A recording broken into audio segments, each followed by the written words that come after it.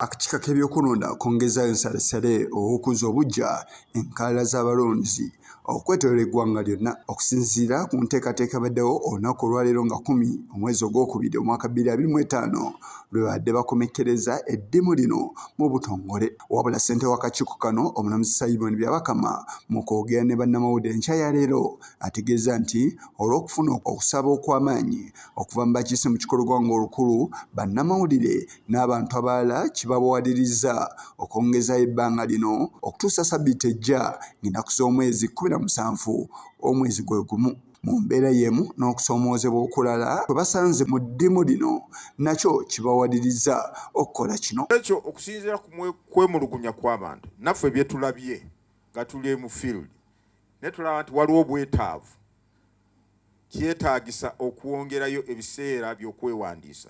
Olwekyo akakiiko kaasazeewo nti okwewandiisa kuno kwongezebweyo ennaku 7 nga kutandika olunaku lw'enkya ennaku 11 mwezi guno gwokubiri nga kukomerekezeddwa nga ennaku 17 mwezi guno gwokubiri.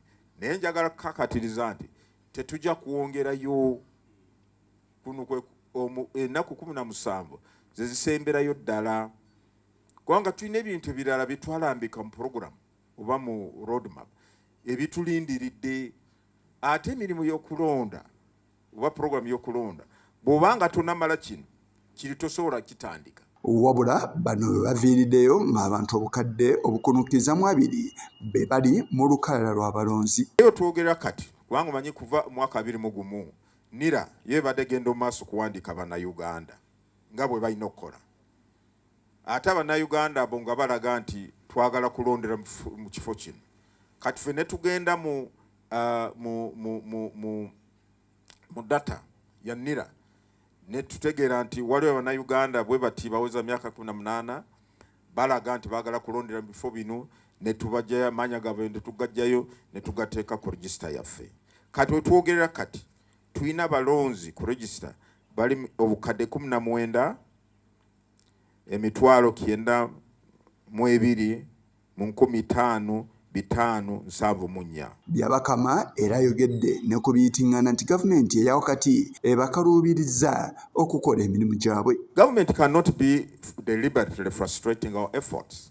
First of all, the government of Uganda is the one which singularly funds the electoral processes. Singularly. I have not heard of anybody who has given us money, say, have dollars and you put in your election. The government singularly, that cannot be a sign of frustration on the part of government.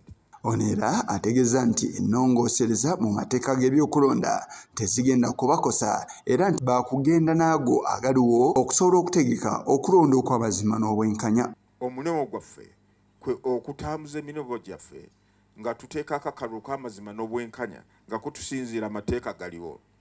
Naye bwe eggwanga lyetaaga okukyusa mateeka kikya ddembe lyabwe. Neffe nga kakiiko tetujja kugamba oba kwekwasa nti w'okuba nti etteeka wano terirongosebwa n'olwekyo kitugaana okuteeka akalulu ak'amazima n'obwenkanya nga constitution bwetulagira. Nedda, tujja kukozesa amateeka galiwo. Wanaaba endongoosereza yonna tulina kusooka tutegeere kinaatukosa tutya tusobole endongoosereza giteekwa mu nkola mu budde buno buliwo oba nedda. Obutaba mu lukalala lw'abalonzi alaze nti kino kyakukosa abo abaagala okwesimbawo. If you are not on the National Voters Register, then you are not a registered voter. And the law says if you are not a registered voter, 1, you cannot vote for any candidate. 2, you cannot offer yourself for any elective position. 3, you cannot even support any candidate. You can't.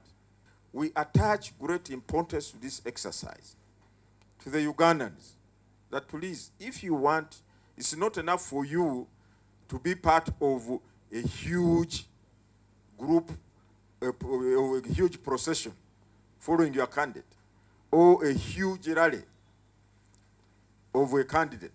if you are not a voter. Kinajjukirwa nti sabbiiti eyise ensonga ze zimu zaaleetebwa mu kikolo ggwanga olukulu era alipoota neevaayo n'eragira akakiiko kano okubeera nga kongezayo ebbanga lino wabula omumyuka w'omukubiza w'ekikolo ggwanga olukulu Thomas Tayebwa yagaana abakiisa mu kikolo ggwanga olukulu okuyisa alipoota eno awamu n'okugikubaganyako ebirowoozo n'ategeeza nti akakiiko ak'ebyokulonda keetengeredde era ke kalina obuyinza ku nsonga eno. Yise Kigongo kulwa Channel 44 Oleggulo.